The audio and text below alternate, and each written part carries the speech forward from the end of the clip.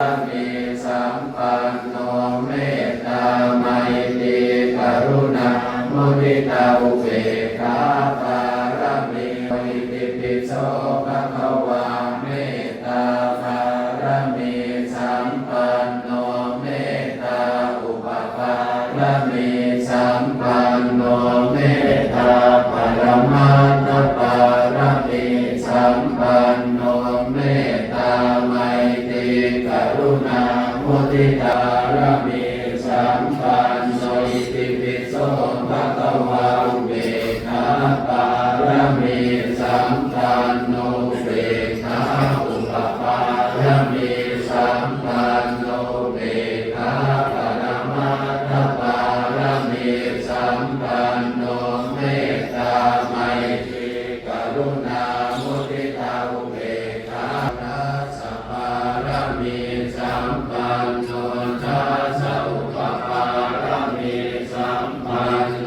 ทัสสะปรมัตถปารมิสัมปันโนเมตตาไมตรีกรุณาปันโนอิติปิโสภะคะวะพุทธังสรณังคัจฉามิธัมมังสรณังคัจฉามิสังฆังสรณังคัจฉามินะมามิหังมานังเทวาสัตตมนุสาเวสุญญาตุมหาราชิกานังเท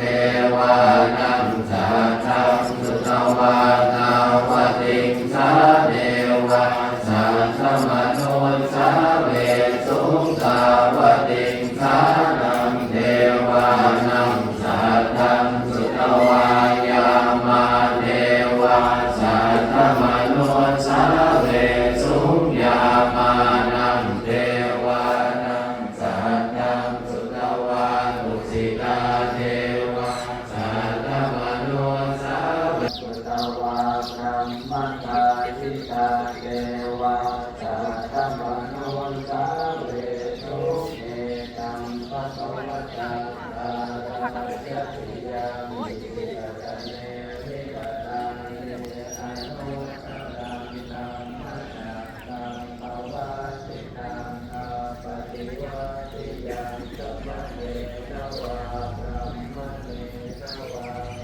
เว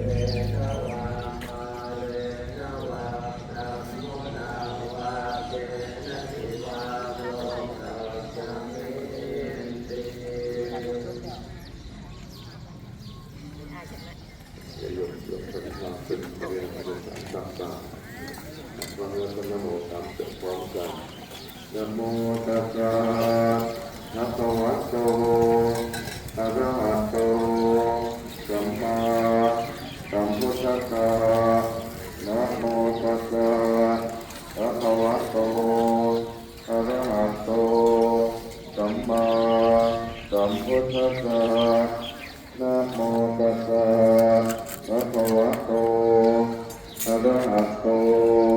สัมมาสัมพุทธัสสะอุปาทาตุขินัง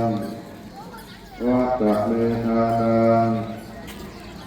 อาสวะเสวะหังนิพพานังโอโตอาของข้าพเจ้าหาบริสุทธิ์สุดดังดอกบัวยกขึ้นเหนือหัวบูชาพระพุทธบูชาพระธรรมน้อมตักบาตรพระสงฆ์ด้วยอานิสงส์นี้ขอให้ข้าพเจ้ามีอายุยั่งยืนนาน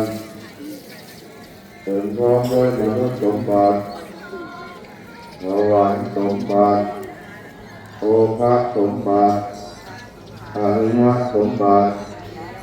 ปัญญาสมบัติขอให้ได้ดวงตาเห็นธรรมให้บรรลุมรรคผลนิพพานในอนาคตการอันใกล้นี้เถิดสาธุสา